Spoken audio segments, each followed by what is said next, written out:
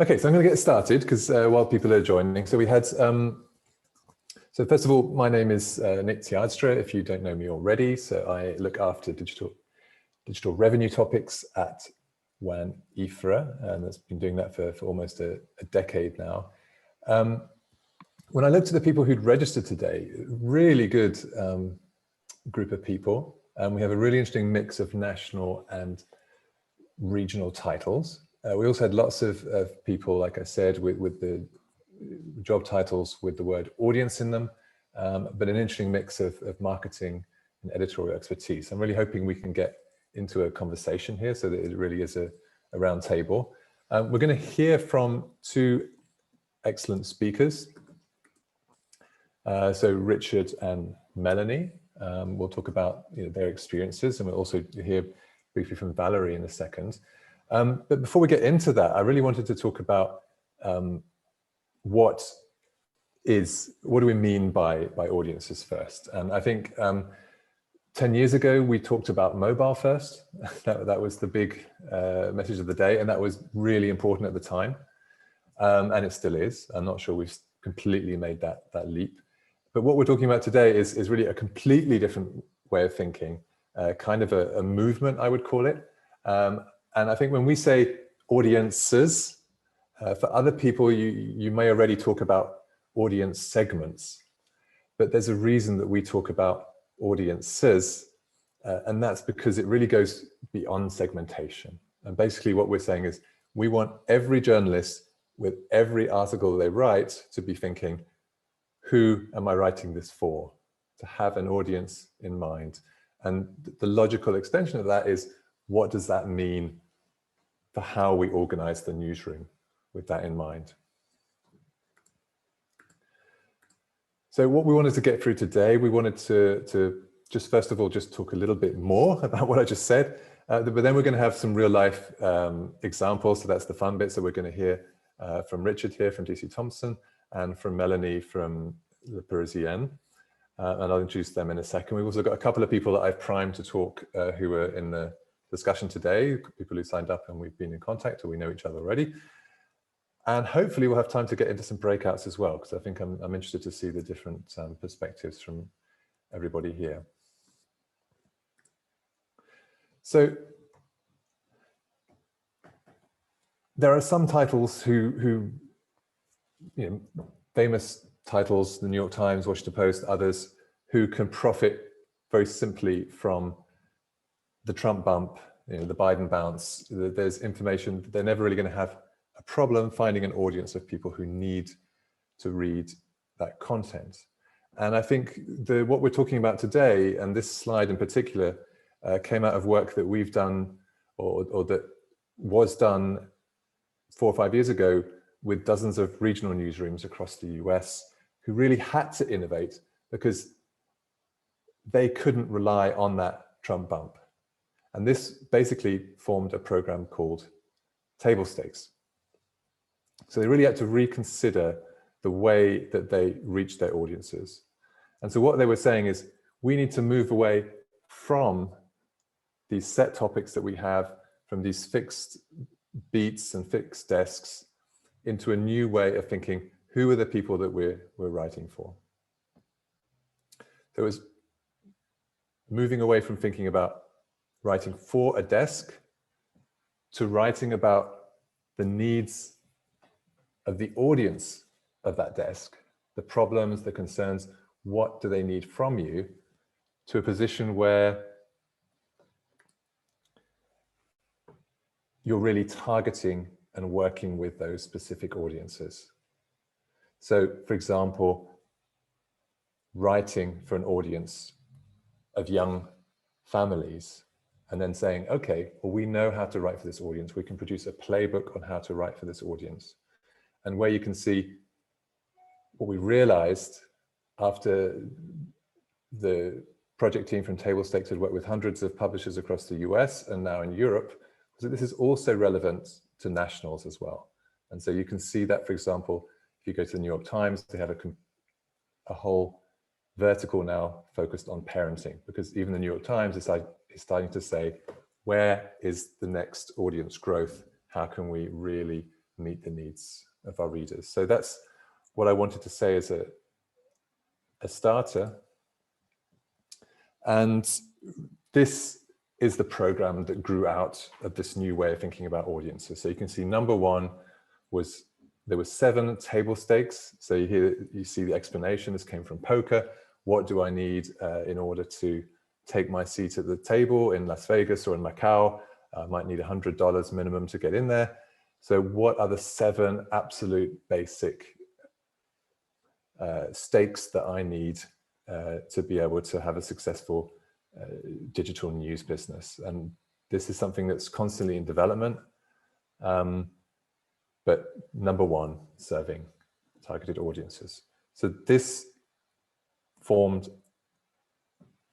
table stakes, and we've just produced a report in 4 languages that Valérie, my colleague Valérie Arnould, was responsible for, was the editor for, and authored a lot of it. So, I mean, Valérie, do you want to just quickly explain what's in that report? Yes, so good afternoon. Thank you, Nick. So when we started the program at the end of 2019, we had all these experiences from the US publishers. We had the methodology, but it was pretty much a blank page for us. So this report sort of document 12 months of Table Stakes Europe, our first year. And this is from the point of view of the publishers that participated to this program, and from the coaches as well that contributed. So among participants are, of course, Mélanie and Richard that are going to present today. And this is it's a start, because we expect that as we are more and more, we have more and more publishers being part of this program, we will continue to document how they're using the Table Stakes Europe toolbox in the website that you have on the slide. And of course, a reminder that this program is supported and both financially and they're really true partner by GNI Digital Growth. So that's it from my side.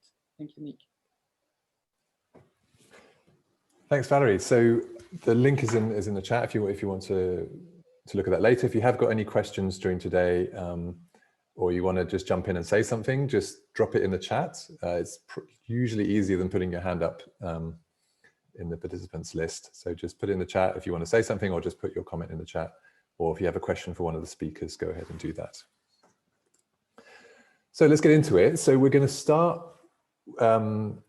with Richard. And so basically we have this crazy coincidence, but these are 2 participants from round 1 of Table Stakes Europe. So we had 14 publishers in that round from across Europe. And these are 2 really good examples of how they really ended up changing the way that the newsroom, and in some cases the whole organization, was organized. So quite a fundamental change all around moving to an audiences first strategy or way of thinking or perspective, or however you like to express it. So yes, I'm going to hand over to Richard really at this point. So Richard is head of content development at DC Thomson, is basically up in Scotland, though of course Scotland is not yet devolved from the UK, so as we say, United Kingdom. But they've been on a hell of a journey, and Richard's been at the heart of a lot of the changes that have happened there. So I'm going to hand over to, stop showing my slides and hand over to Richard. Okay, thanks, Nick. I'll just share my screen. Hopefully everybody can see my slides. Are they okay? Can you see them, Nick? Yeah, I can see them. Okay, just go into presentation mode. I'm a little bit in shadow here because, strangely enough, it's been very sunny in Scotland, which is highly unusual. It's still freezing, but it's very sunny, so my apologies for my lighting. So it's just to chat about our transformation, and Nick's absolutely right. It's been quite an 18 months where the whole newsroom has been transformed in that kind of period. A little bit about who we are. DC Thomson Media is one of the UK's leading publishers. We're based in Dundee. That's our headquarters there in Meadowside in the centre of Dundee. We produce 4 daily newspaper titles. We also have a publishing portfolio that incorporates magazines as well. But our focus in the transformation was really around those daily titles. So that was the Prest and Journal and Evening Express that cover the north and northeast of Scotland. So you're talking the Aberdeen area, Inverness, right across to the Isle of Skye and right up to the Shetland Isles, etc. And also the Courier and the Evening Telegraph, which cover Dundee, Tayside and Fife, places like St Andrews. And each of those titles has its own website at the moment. And we're not moving on. Okay. So before transformation, Nick spoke briefly there about how newsrooms used to be set up. We were not dissimilar to that. Our reporting teams in the main were set up to cover those kind of traditional institutions and geographic news beats. Workflows were dominated by a print rhythm and deadlines. Anybody who's worked fully in print will know just how important those deadlines are. You know, if you're on an evening newspaper in the old days where you published it, say 9 o'clock, 10 o'clock in the morning, everything had to be away by 8:30 in the morning, pages. And if you're a morning newspaper, you're talking 10 o'clock at night. The size of those papers and the framework of those papers doesn't really vary day to day. You know, if you've got a 52-page paper every day, it has to be filled. You have to have a set number of stories that are created and placed on those pages. So the workflows of the reporters were all aimed around fulfilling those sort of requirements. We obviously had websites and we had some original digital content that was being created, but it was small in number. And the vast majority of that content was recycled from print stories that were destined for the print editions of the papers. And before that transformation or digital propositions, it was free to view websites supported by advertising. And we also had an e-paper replica edition as well. Issues with the kind of before. Your main revenue stream from online was advertising, so it's only a single revenue stream, which is an issue. The editorial teams, because they were so focused on fulfilling that sort of print requirements and the rhythm of print, that often at times when an audience would demand a story, say it was a Saturday evening, etc., your resources wouldn't be geared around those times to fulfill that audience need. And then sometimes it was in forms that they wouldn't want to consume it or it wasn't attractive enough.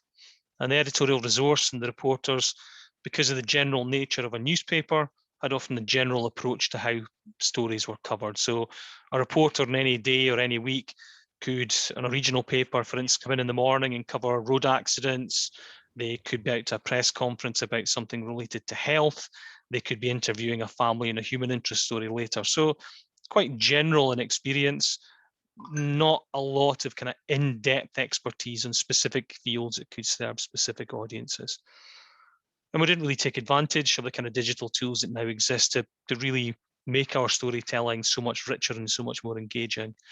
And I think we'd all admit at the company, the sites themselves, you know, prior to some of these changes, and this is still work in progress, often poor UX and a clunky path to subscription. And I think 18 months ago when we joined, there was something like about 13 stages before you could actually subscribe, which is not like that anymore, thankfully. Nick as well spoke about being mobile focused. That's something we still need to work on. We all work on horizontal screens in the newsrooms or even from our home offices. And at times you have to catch yourself and think this is being consumed on mobile. So we need to consider how that's going to look. And lastly, data. Data was a problem. The quality of the data, the volume of the data, and also was the right data getting into the right hands, as in the newsrooms, to ensure they could adapt their storytelling. So what did we do? Well, we launched Project Apollo to transform our news business into a reader revenue business, which was focused on digital subscriptions. Our involvement in table stakes was hugely important in this process because it really helped us start to understand how we needed to change our editorial operations, and not just the operations, but the culture and the approach to storytelling and to, you know, fulfilling the needs of an audience. So at the moment, we're about halfway through our transformation from a traditional print-focused newsroom to a truly audience-focused newsroom. So what does that audience-focused newsroom look like? I think one of the most important things is we've tried to move away from the kind of traditional pyramid-shaped hierarchy of newsrooms of the past. I've edited 2 newspapers, so I know what it's like when you're at the top of that so-called pyramid, and often messages that you try to pass through to the newsrooms and to the reporters would kind of get lost as they traveled through the various layers to the frontline reporters. So we've tried to flatten that structure, all with the aim of empowering the reporters who are closest to the audience. So we've created about 25 mini publisher teams that go across Aberdeen and/or Dundee newsrooms. And their job, as Nick alluded to earlier, is to target specific audiences and super serve them with brilliant digital content when that audience wants it and how they want it. The teams themselves vary in size. They can go from just 2 people or even 1 person right up to, say, 11 on a live news team, but the average is around anything between 4 to 6. And they're led by a team leader. And we try and make a real distinction. That team leader is a coach. They're not the boss. They're there to try and engage everybody in the process and get everybody working together, because it's the team that has that responsibility for its own success. And also, crucially, it's got responsibility for making its own decisions and the types of content it pursues, the type of journalism it does to try and attract the audience that they're looking for. And finally, because we've turned everything on its head, so it is digital first, that digital content is now curated for print. So there's a workflow where it goes from our CMS through to a print team who then curate this for the printed products. And I think we're already seeing in the first few weeks that the volume, which we were worried about, has increased, and also the quality has increased as well, which was fantastic. So again, that table stakes philosophy, which was to print later or to deal with the print editions later, but better, is something that we've really followed. This graphic, we call it the donut. So it gives you an indication of what our newsrooms look like. We had to be really clear. We wanted to put the reporting teams, the mini publisher teams, right at the center, and symbolically right at the center of the operation. That was critical. You can see there in the middle, we have some joint teams that stretch across geographies.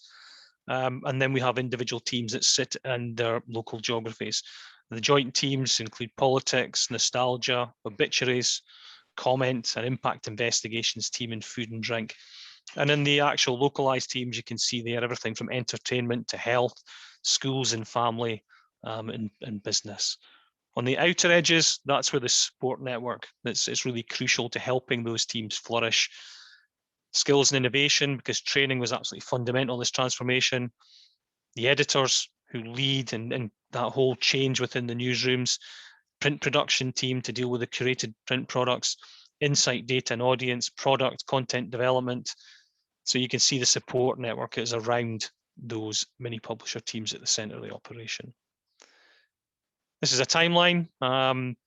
We started off in autumn 2019. We went public, the North Star, with 75,000 subscriptions over 5 years. Little did we know that by the time we launched 5 test mini publisher teams, around about January through to about March, that the pandemic would hit. There was quite a fevered discussion about, because we'd seen other publishers actually pause their transformations as the pandemic hit. We, and I think has been born to be absolutely right, doubled down. It's because of everybody was worried about the threat to your kind of printed products and the chain of distribution because of COVID. We thought it was absolutely essential to continue on that kind of digital revolution, and it was the right thing to do. And by May, we had drawn up our newsroom structure. We'd revealed it to the staff, and we're open and really transparent that this would mean a change to everybody's jobs within that newsroom. Through May to December, we embarked on what was a fairly monumental training program. We were really clear as a company that we wanted everybody to be given the best opportunity when new jobs came along. So we started to immerse them on digital training before these jobs became advertised, so everybody had the best chance. So there were tutorials were launched by our skills and innovation teams. Staff had access to LinkedIn learning training. So if they wanted to learn about SEO or keywords, they could go and follow those courses there as well. And we established that digital to print workflow as well. November to March, new jobs were advertised. Again, that was a major task. Each member of staff was, asked to look at each job and then rank their job by preference as to which one they might want to go for. So they were given a preference of 1 to 5.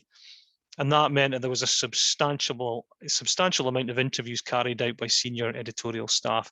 And the editors led the way on that initiative. It meant speaking to a lot of people, but that was really critical because everybody then started to understand each individual staff member's hopes, fears, aspirations. So while it was a long process, it was the right process. We recruited the people into the roles. We agreed what our metrics were going to be going forward in the newsroom. And happy to say that in the last few weeks, we launched in Dundee and transformed the whole newsroom. Central to that has been the adoption of Trello, which some of you may have heard of, used often in digital development, and we've used this as our planning tool. And we've already found in Dundee that this kind of open and transparent approach where everybody can see what everybody else is planning on a day-to-day basis, a week-to-week basis, has cut down on any fears of duplication. It's allowed support teams to intervene faster, to support teams as they prepare to publish digital content and not after, which is good. And as I say, we went live in Dundee in the last fortnight, and Aberdeen is due to go live in May. Successes. I think there's some bullet points there, but it's been amazing to see some of the transformations. People throwing themselves into areas of work that I think a year ago they would have probably doubted they were capable of. We've seen huge growth in our audiences and engagement. We've launched new newsletters. We've seen those sign-ups grow substantially.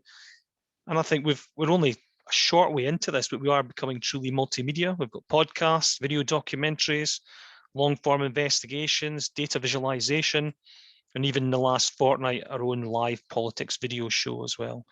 And there's been huge excitement in the newsroom as people are becoming involved in these new projects and testing their own skills. And I think one of the things is they enjoy the process because they know they're creating really, really good content journalism.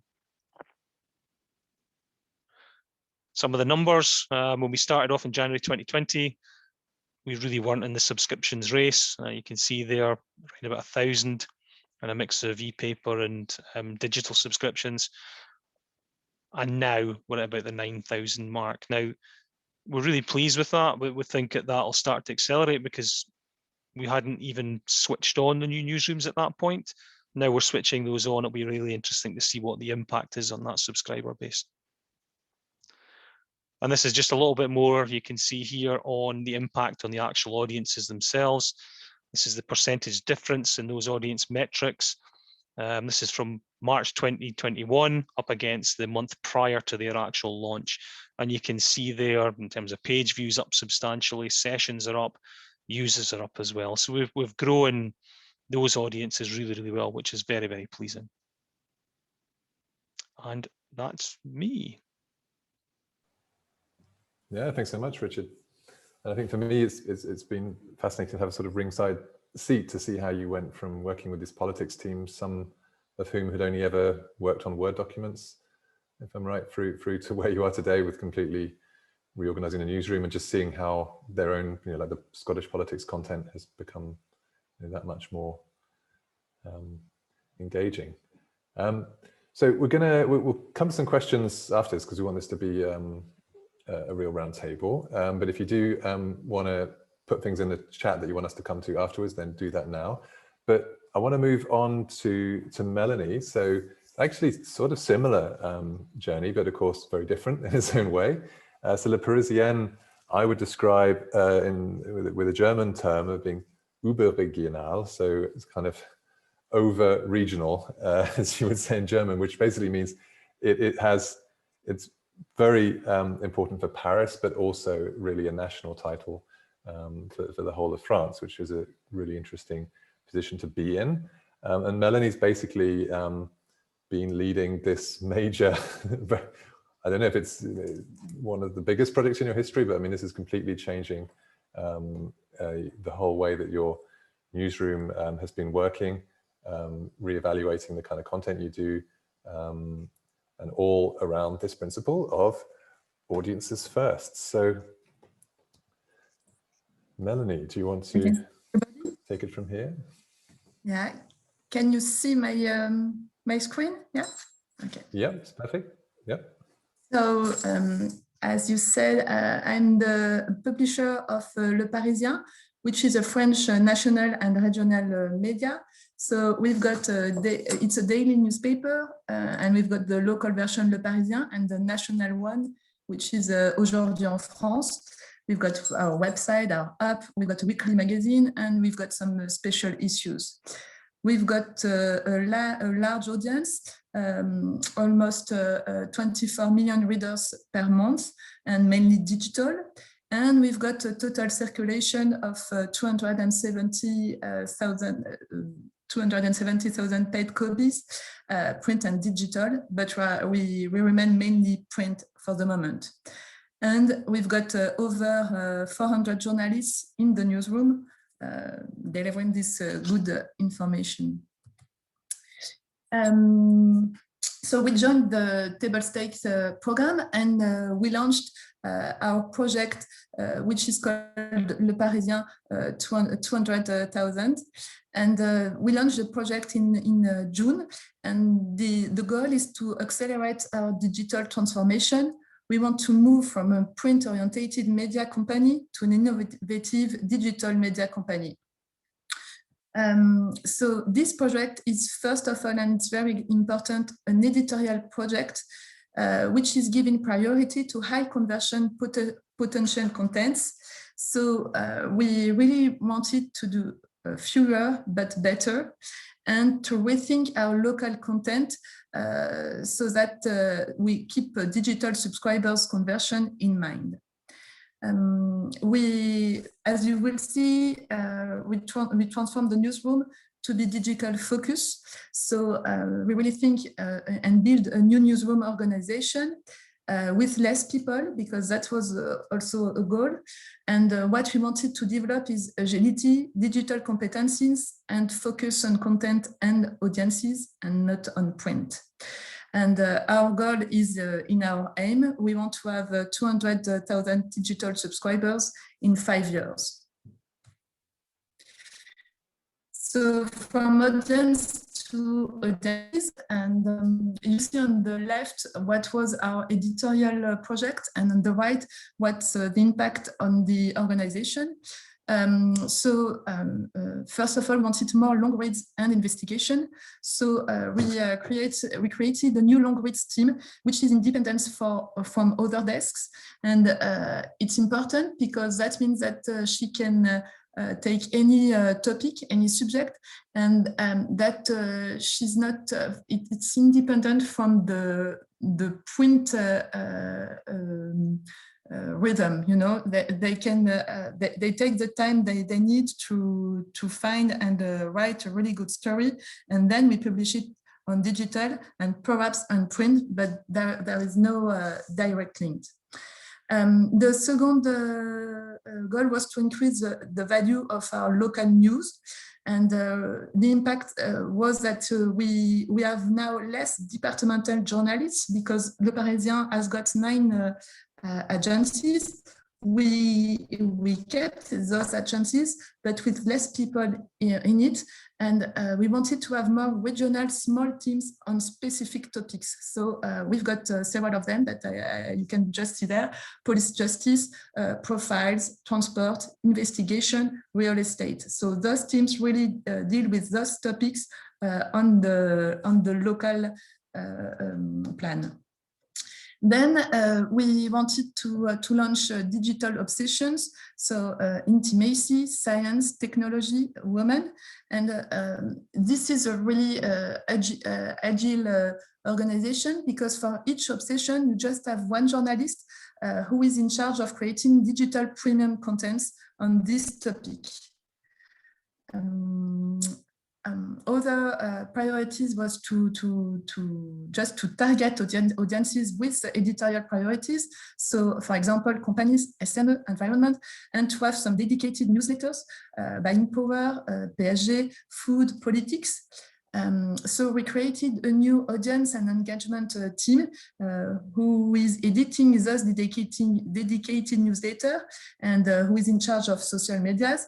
And we allocated resources in each desk and redefining with them the priorities. So for example, for the culture, we would say, okay, priority is media. For sport, we would say, okay, priority is PSG, and etc. And then we launched a new video series for specific audience and platform because we wanted to reach a new consumer of our media. So we launched Big Clue, which is a video series on bike with Facebook. And we launched food checking, so about food, and this one has really good results on Snapchat. And for those specific series, we've got each time 1 or 2 video reporters that are dedicated to the product. So just to give you some examples of what I just told, you can see all our newsletters, you can see our video series, our podcast, and an example of a long read. And this change in organization is really deep and global because it impacts all the newsroom. So the journalists, as I just said, but also the digital desk, the copy editors, the video reporters. And one thing that was really important is that we changed the organization for the copy editors. We moved from 3 editors teams, 1 local, 1 print, 1 web, to only 1 team. And we had two objectives in this movement. First, we want to set up a new copy workflow that helps reporters and desk editors to focus on digital content and not on the print edition. And we wanted to spread out the copy flow across the day to get rid of early evening editing bottleneck and to manage to reach our audiences when they are on the web. This change also took place outside the newsroom because for the digital part of the organization, marketing digital, we organized the teams in squads. And we've got 4 squads: editorial, subscription, app, vertical, and biz devs. So each squad has got different kind of profiles and position in it, and they work all together to achieve the objective of the squad. So the Mercato itself. Our goals were really simple and linked to what you see. We wanted to have staff mobility and redeployment to achieve our editorial project. So creating new teams and new positions so that we can cover editorial priorities with flexibility, restructuring our production so that our workflows are in synchronization with digital needs, and increasing digital positions, desks, audiences, and visual teams. We wanted to acquire new digital capabilities in video, for example, graphics, social media experts. And the aim was also to improve digital culture and capabilities within the newsroom with training and sharing data and shared KPIs. So we launched the Mercato itself in September. And what was important for us is that was really a big movement in the newsroom. So we wanted it to be really clear and transparent. And before the Mercato, the first step was going public, what we really learned and exchanged during the table stakes. So from June to September, we spent a lot of time just explaining our project.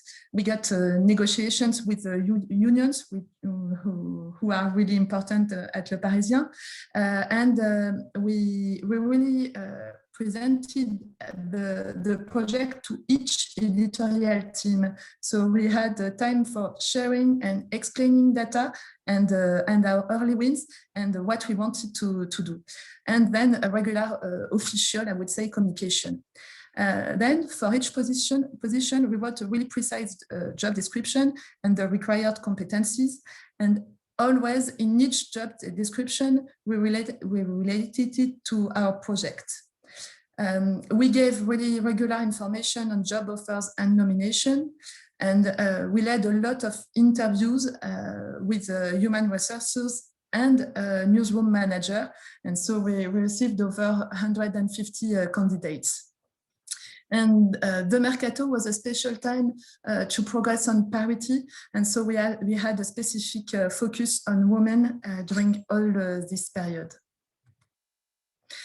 Our results, we've got 100 new positions and staff redeployment. And among these 100 positions, I would say that 70% is internal mobility and 30% is new competencies. Parity, so that was a focus, and we managed to deal with this and to progress on this. So 48% of the nominations were women and 52 among management role. We launched a really heavy training program on management, on storytelling, on digital culture, on new editorial tools, and on women. And I think that all this really allow us to onboard all the newsroom in our project. We are quite happy because we almost reached our landing objective in terms of people and organization. As for the results in terms of subscribers, we are really we've got really good figures. We have more than doubled in a year because we had 20,000 digital subscribers in January, and we are now 46,000 subscribers in April. And for the new editorial priorities and new positions, they already have early wins and good results, so that's really good for them and for us, just to think that we are on the good way. We've got a lot more of premium contents, and we managed to address new audiences and communities. I won't explain this in detail, but this is the newsroom organization, and our goal is that the new digital part of it really increase. And this is what I just explained about the squads in the digital marketing, the digital part of the company, with the different squads on each topics. So table stakes really helped us on our way, and what we always keep in mind is just the agility, so the ability to design and do, and that's why, for example, for the obsession, we try to have a really light organization that we can move. If it doesn't work, in fact, it's not important. We can move rapidly. The importance of early wins, because early wins is a way to communicate that you're on the good way, and it's really good for all the teams. The importance of shared data and KPIs for each project. Audiences, we just talk a lot about this. Making choices, because to do all this with less people, we had to make choice, and that means to stop doing, and this is an art part, but a really important one. So transversal teams, as I just said, and onboarding the newsroom, the company, the partners, and the readers with going public. That's it for me. Yeah, thanks so much, Mélanie. I think what's really interesting is that you both had this, what you call a mercato approach. I think it comes from like the transfer market, and is it like a football expression in France as well? But Yeah. you well, Valerie told me that as our expert. But that Actually, I think it's one of your digital, it's Pierre Chau's editorial chief that came out with this Mercato, and he's a fan of sport, right, Mélanie? If I remember well. Yeah, but it's a common Yes. word fans too, yeah. Yeah. All right. It could be interesting also in football if you would reapply for another job in another team. But I mean, just for fun, I mean, were there particular jobs that were particularly popular in the reapplication process? Or maybe you're not allowed to. Were there particular jobs that were very popular, Really where everybody was interesting. like, "Oh my God, I want to do this"? Yeah, the long read teams. In fact, for us, it was really something that, because it's I think for journalists, it's pure journalism, and you've got time to write. It was you've got to be a really good writer. You've got to, so I think it's and you've got time, and you can work on very different topics. So this was I think the most attractive positions in our Mercato. Yeah. How is it for you, Richard? I don't think there was one really that stuck out as being the most popular. I think what grabbed me the most was the number of people who you spoke to who had a hidden or secret passion for a specific topic, but they hadn't worked in that job. So for instance, when we did our test teams, one was food and drink, and we had quite a few sub-editors who applied who didn't write for the newspapers at all. They subbed other people's journalism. And only by speaking to them and chatting to them, you suddenly find out away from work, they absolutely loved cooking. They loved food and drink. They loved watching cookery programs. And straight away you went, well, you'll be perfect. That makes absolute sense. It's not so much about being a fantastic journalist. It's about being absolutely in love with that subject matter. And that was the kind of thing that I picked up on. It was really interesting. All those conversations took a lot of time, and I imagine it was the same at La Parisienne. But it was interesting because you started to learn much, much more about the people you worked with. That's really interesting, and I think there's a lot of similarities actually between the two of you. I mean, you both had this kind of combination of national topics, like Scottish politics, or big sporting teams like PSG, which goes beyond Paris, obviously. And congratulations on last night if you're into football. But I mean, also you used this project, or used participation in it to also change the way the workflow was working. So so while you were changing all of their roles, you were using this as an opportunity to streamline the workflow and move a little bit more away from print. And that was really interesting. I just wanted to take one little example where you're also similar, as you both have done projects on cycling. So that's a perfect example for audiences, because everybody can understand that, it's people who go cycling. That's the best way of defining an audience. Forget how old they are. These are people who go cycling on a regular basis. So could you just say, like, who, I mean, maybe Mélanie first, like, who led on that? So like the project you did with Facebook, is that something that the audience development manager leads, or was that someone from the newsroom, or how does that work when you did your the global project, you mean? The project on cycling. On cycling, it was really a suggestion of the head of the video desk, who wanted to. It was in fact in partnership with Facebook Watch, and we wanted to find a subject that we could develop, and that was an opportunity, yes, really to try a new topic and to reach new audiences. We didn't want to go with our usual topics, and we were just seeing that more and more people were cycling in France and in Paris especially.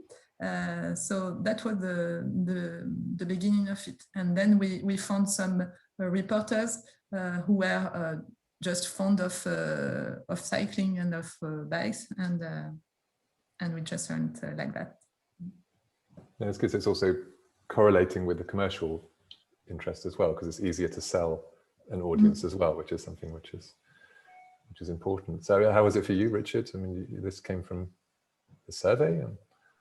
If I remember, I think we'd seen Harkin present and talk about trying to find an audience and get the audience involved in the creation of the journalism. So we used that as we thought cycling was a good opportunity there. We went out and did our own video content. We got cyclists to film near misses, you know, when lorries and cars come too close.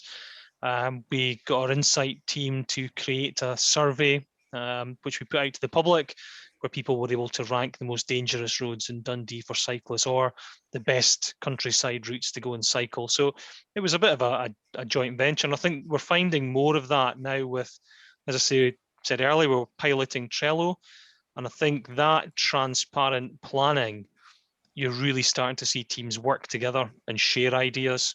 And because they can see that someone else is working on something, it gives them a bit of inspiration. Whereas before, it was never meant that people would work in silos, but people plan things in different ways. Someone might do it in a Word document.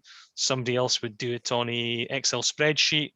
Someone else might have their own list written down on a piece of paper.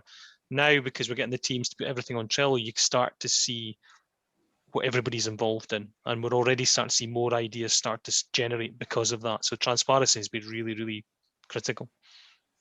Yeah, that's interesting. I know there's a few people on here who've been using Trello. So there's a really good question from Elise in the chat, but what I'm going to suggest is, while you, Mélanie and Richard, maybe if you have a look at that question, then Christian, so we have a few other alumni from Table Stakes here who've been on a similar sort of German journey. Christian Roeder here is actually fairly new to Südkorea, but is in this audience development role. But of course, Südkorea were one in 2019, one of the first in the same cohort as DC Thomson and Le Parisien. So Christian, I mean, as it's in your job title, I mean, how do you think about this, the audience's approach and on Lake Constance? Yeah. Hello to everybody, and thanks so much to Richard and Mélanie for the presentations. Yeah, just as Nick said, I'm very new to Südkorea. We are a regional publisher in the area in the south of Germany, at the area around Lake Constance. And yeah, there's this ongoing process since 2017, and which the Table Stakes is a part of the whole process. And the whole process is change process that is very similar to the things that Mélanie and Richard said, is with this thinking of audience first. And so all these processes, the writings, the plannings of the articles, the working in the offices, the restructuring, there is always this thinking of what does the audience need, who I'm writing for, just like you said, Nick, in the starting of this meeting. And the role I'm in since February, the audience development manager, it's a new role as a single role for me, but before that it was on many shoulders, and we realized that it's very important to look even more into this role of, like, yeah, where are these audiences? What does the audiences want? And it's a very big part of my work to look into this, to go to the audiences, to ask them, what do you want? So we use social media to ask the audiences. We look into social media like Instagram to find a new audiences, younger audiences, not even the existing audiences. So who can we reach else, and what do they want, in which channel and in which format? So like not only say, hello, here's a new article, to use the right communication right speech and everything. So yeah, this is like a little part of what I'm doing right now. It's very new to me. So I come from, yeah, I did a lot of things in the online marketing, online editorial for different companies, and this is very new to me, but I can combine everything I experienced before in this new role, and it's a very interdisciplinary role. So and yeah, in the first weeks and months, what I'm doing is like putting all the pieces together into my role and knowing each other and what is important. And so slowly it is getting like a big picture, and I think this is very important. And we are also looking for maybe another audience development role specialized in social media. And I think this is getting bigger because this view on the audiences is so important. Yeah. No, thanks so much, Christian. I think it actually does make me think whether it would be interesting to try and bring together more audience development managers to sort of exchange, you know, now that we're a certain way along the journey. So I'm going to go to Richard again briefly. So Richard, just to take the donut question from Mélanie. So looking at your donut structure and the place of product, do you have a product structure, and how does it interact with your newsroom? Yeah, we have a product structure. One of my colleagues who was on table stakes, Alan McCabe, is heavily involved in that. And product's really important as well to us, more so than we probably ever knew at the start of this process. They've been heavily involved in everything from the redesigning of article pages to improve engagement and improve UX, the creation of newsletters, making sure that when my investigations team decide to use new software, that it actually works on the site and we don't just break things because we've just decided to use it. They're also involved in, at the moment in particular, looking at the site infrastructure to ensure that the content coming through from the mini publisher teams gets the best chance, so that people can actually see it.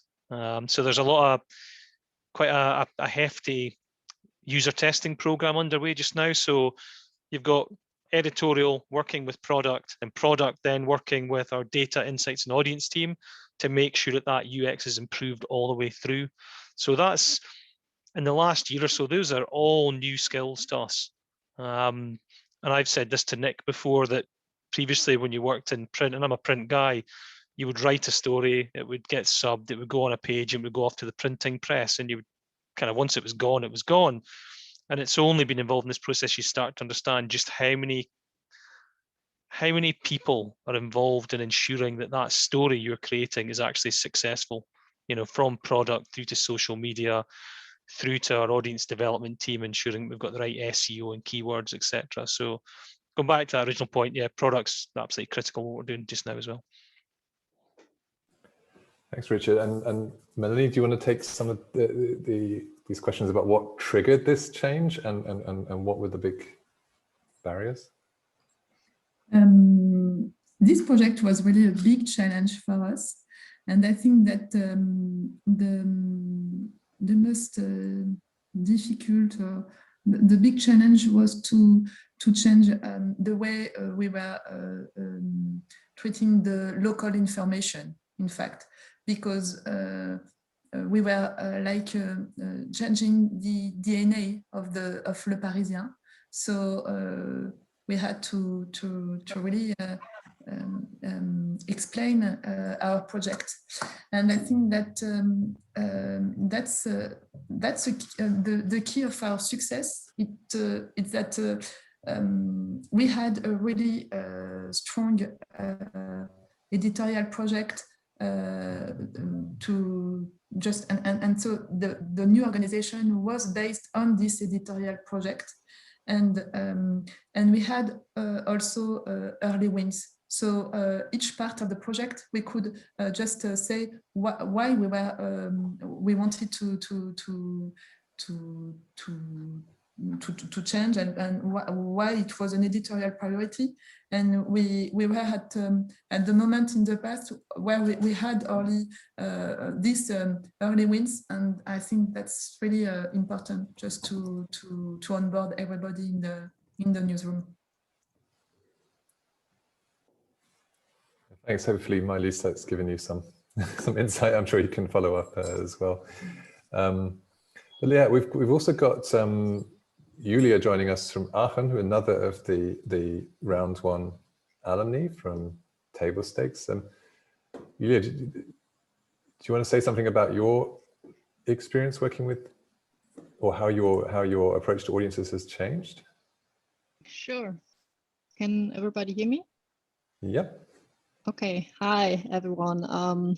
Pleasure to be here and talk about our experience in the first Table Stakes Europe round. So for all of you who don't know where we are situated, we are in the most western part of Germany, right at the border of the Netherlands and Belgium. And so we have been experimenting and set up our paywall actually really early, considering paid content. So we started in 2013, but just left it there. So we started with the freemium model and had a paywall. And because we were, so looking back at this time, a little bit afraid, I would say, of cannibalization, we didn't actually work on growing this kind of user stack. So it was there, but we didn't really focus on that. And that changed with Table Stakes, and also the view on how we should address audiences and not just one big anonymous mass. So become more or develop from a general medium more to like a specialized medium. And so what Richard and Mélanie said, we also developed different ideas and different audiences that we wanted to target. And our main problem wasn't just, there's this one part where you have to stop things, right? To have resources to start other things. We were actually not that bad in stop doing things, but we were a little bit shy in just getting started, because we were still a little bit, I would say, attached in this motivation to have everything perfectly figured out until we would maybe send out a newsletter to a specific audience.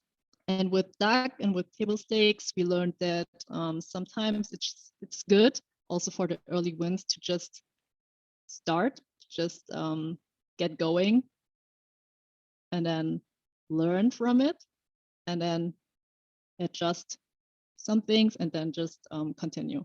So we started with the audience for regional businesses, because we already had content in that specific sector and had different ideas from local sports to carnival, which is a really big thing up here, to culture and food lovers, which were a little bit put behind because of COVID and because of closures and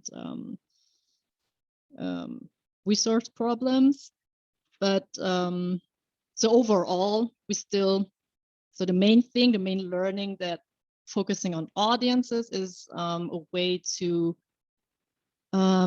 get going was good for us. But still, Richard and his team is our North Star when it comes to mini publisher teams. So that's something that we're still working on.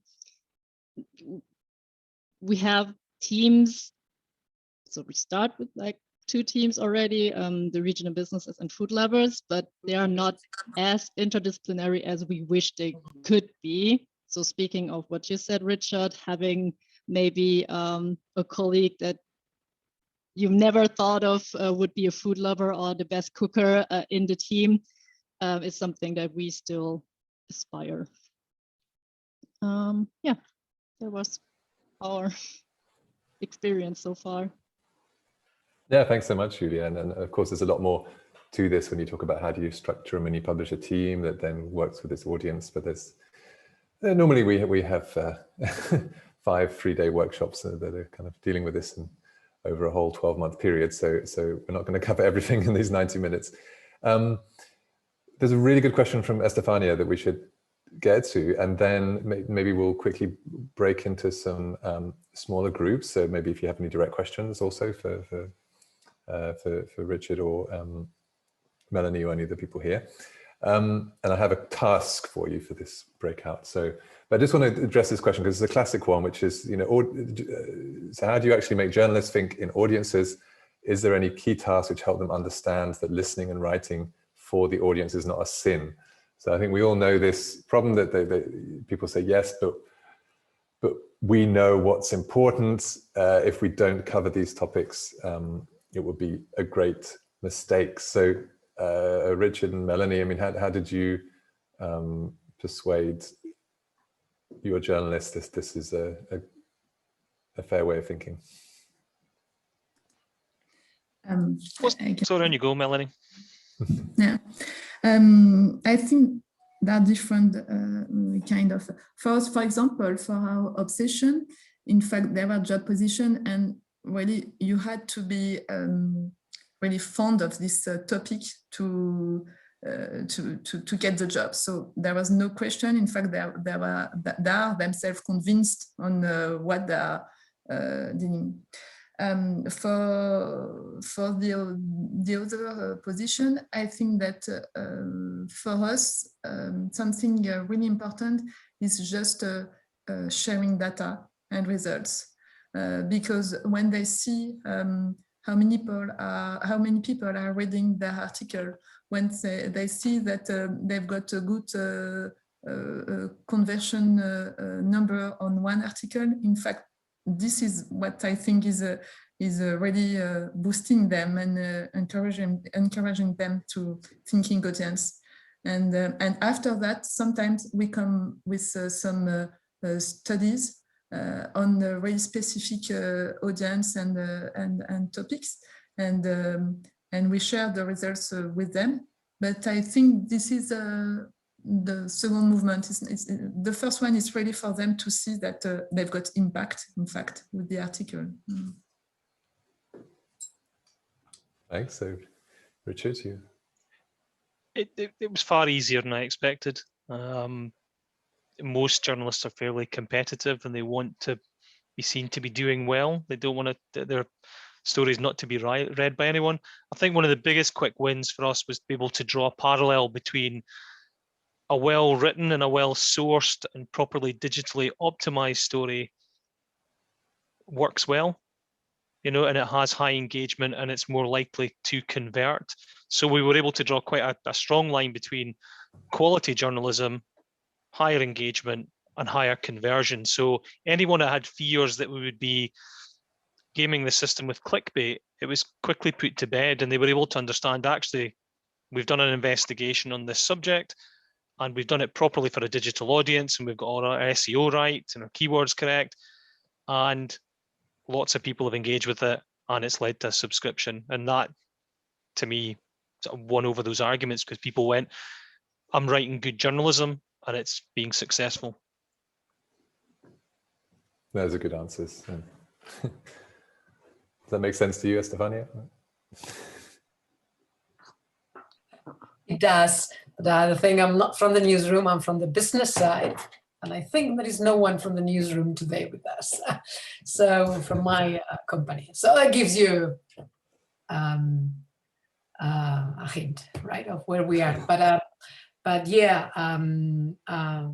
it's very interesting, because it's true when you explain them 2-3 KPIs, very simple, and what means that one KPI is getting better or not, and what is underneath that. When you explain that, generally, at least, they look at me and say, Okay, I understand. And then, yeah, this competitive idea that you put on the table is interesting. Yeah, I guess so. So you have to Thank you. You have to send them the recording of this meeting. Then we'll send you it Indeed. after. I will even translate it, even though I'm not a good translator at all. But I think it's very interesting.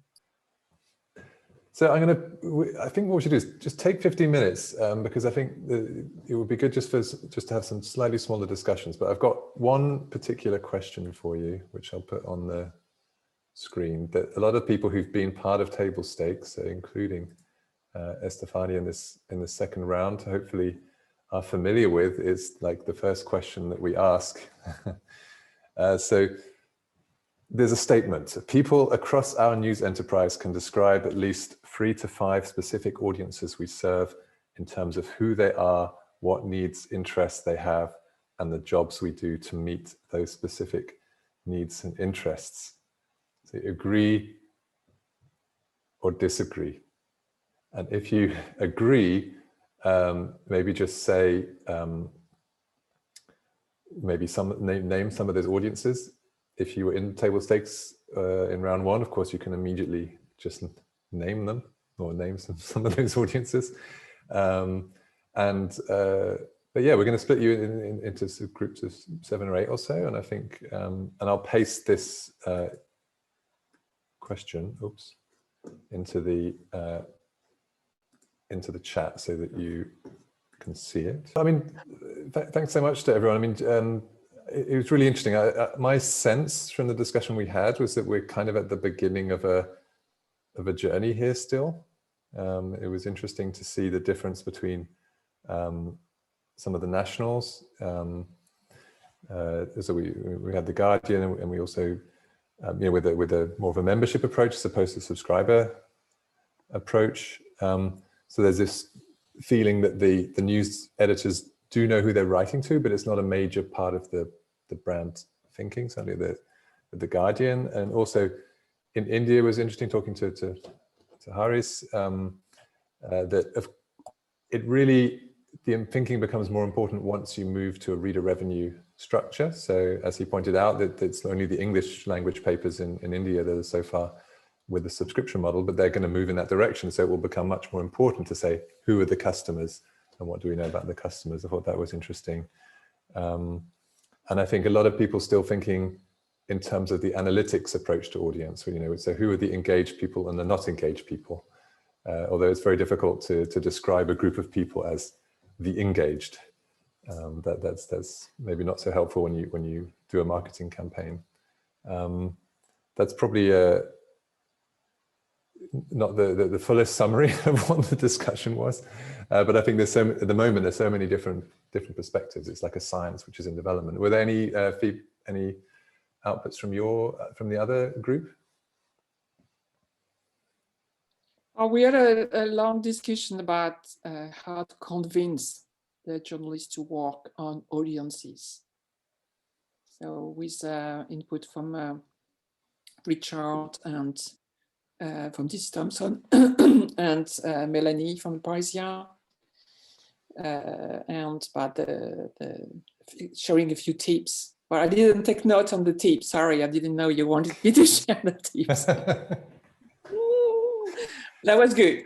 Good tips. Yeah, because Estefania wanted to know, how she could convince the journalists to contribute to the audience's effort. So just to avoid confusion, there's 2 Richards from GC Thomson here. So there was one Richard in our group, in case you're wondering how he was managing to talk in the other group as well. But yeah, I think broadly what I was seeing was probably majority would probably disagree with the statement right now. At least, to be able to ask anybody in the newsroom to name 3 or 4 audiences is not where you're at right now. And this is pretty much how everybody started table stakes. I think the majority of people when we start table stakes, we talk about the gaps between where you are now and a fully sustainable digital business. And especially for regionals, you're normally starting from a lower base and working from there. But I think it's a topic that we should definitely come back to. It was really good to hear from so many different people, so many different experiences. Thanks to everybody who spoke. That was fantastic. Mélanie, thank you very much. Richard as well, and to Christian and Julia who contributed. And the main thing is, go and have if you've not seen it yet, go and have a read of the report. It is available in your language if you are speaking French, Spanish, German, or English. So go and take a look at that. If you have any questions, we're hoping to have another round of table stakes. So it's not yet fully confirmed, but if you think this could be interesting to you, then do get in contact. At the moment, it's focused on Europe, I have to say. But as members, I'm very happy to jump on a call with anybody who wants to understand more what this could mean to your newsroom. And I'm sure Valérie and I would very gladly. And we'd also, I'm sure a lot of the people on this call would be willing to help you and share some of their experiences who've been in the first round of table stakes. So thank you all, and have a good rest of your Wednesday.